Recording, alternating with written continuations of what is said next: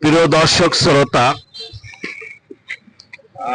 আজকে আমাদের ৫৫তম কবিতা আসর, জুলাই মাস। আপনারা নিশ্চয় জানেন এই মাসটা হচ্ছে আমাদের সেই ৩৬শে গণ অভ্যুত্থানের মাস। প্রায় ১৪০০ রক্তের বিনিময়ে আমরা এই দিনটা পেয়েছি। ফ্যাসিস্ট শেখ হাসিনার অত্যাচারিত, নির্যাতিত, নিপীড়িত মানুষ, তাদের অত্যাচার থেকে মানুষ আজকে মুক্তি পেয়েছে। সেই মাসটা আজকে আমাদের মাঝে আছে। ১৬ই ডিসেম্বর শহীদ আবু সাঈদের শাহাদাত বার্ষিক মধ্য দিয়ে যে অভ্যুত্থান সৃষ্টি হয়েছিল, তা সেই সমস্ত শহীদের রুহের মাগফিরাত কামনা করে এবং যারা আহত হয়েছেন তাদের সুস্থতা কামনা করে আমাদের আজকের ৫৫তম কবিতা আসর শুরু করছি। শুরুতে আমাদের আব্দুর রহিম স্যার, যিনি আমাদের কবিতা সবসময় আমাদের মাঝে উৎসাহ উদ্দীপনা নেন, আজকে উনি আমাদের কোন বিষয়, তোতা পাখি একটি কবিতা, উনি ব্যস্ততা আছেন, এই জন্য উনি তোতা পাখি কবিতা বলবেন, স্বরচিত কবিতা। আসেন,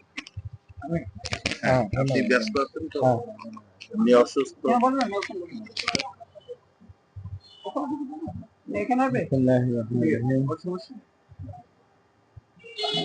ধূমকেতু সংস্কৃতি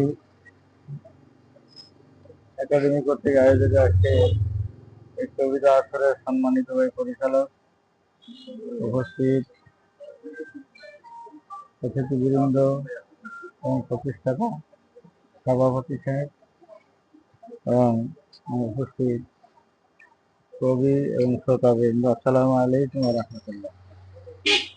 আমার কবিতাটির নাম তোতা পাখি, মানে সওদাগর ও শখের তোতা। এটা আসলে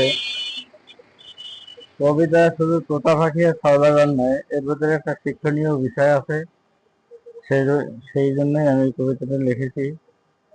আর বিশেষ করে আমার প্রত্যেকটা কবিতাই এক একটা মানে উপদেশ বা মানে উপদেশ এবং একটা নিয়ে আমি সেই কবিতাগুলো লিখি। আর সহজ সরল ভাষায় আমি এই কবিতাটা, আমার কবিতাগুলি লিখে থাকি। এক সওদাগর একটা তোতা পাখি পুষত, সেটাকে খাঁচার ভিতরে রাখতো এবং আদর যত্ন করত। তারপরে সে সওদা কিনতে ভারতবর্ষে গেল, যাওয়ার সময় সবার কাছে বলে গেছিল যে তোমাদের জন্য আমি কি কি আনবো। তোতার কাছেও বললো, তোতা পাখিকে বললো যে আমার কথাটা ওই দেশের তোতা পাখিদেরকে একটু বলবেন এবং তারপরে এসে আমাকে বলবেন। এই বলে আর কি ওই তোতা কাছে বিদায় নিয়ে সওদাগর সাথে এসে গেল। তারপরে এসে যে ঘটনাটা ঘটলো সেগুলো আমি এই কবিতার মাধ্যমে আমি প্রকাশ করি।